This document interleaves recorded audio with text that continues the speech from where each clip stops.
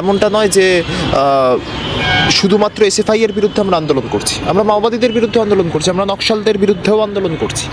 এই আন্দোলন আমাদের তীব্রতর হবে আগামী দিনে।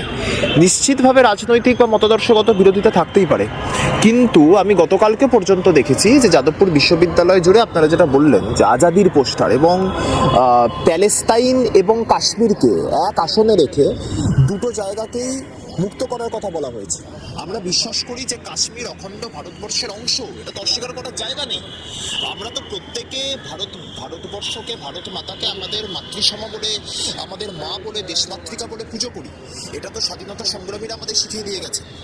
ফলে আমি একটি নির্দিষ্ট রাজনৈতিক দলের বিরোধিতা করতে গিয়ে যদি সেই বিরোধিতাটাকে দেশ বিরোধিতার পর্যায়ে নিয়ে চলে যাই, তাহলে কিন্তু সেটা মূর্খামি।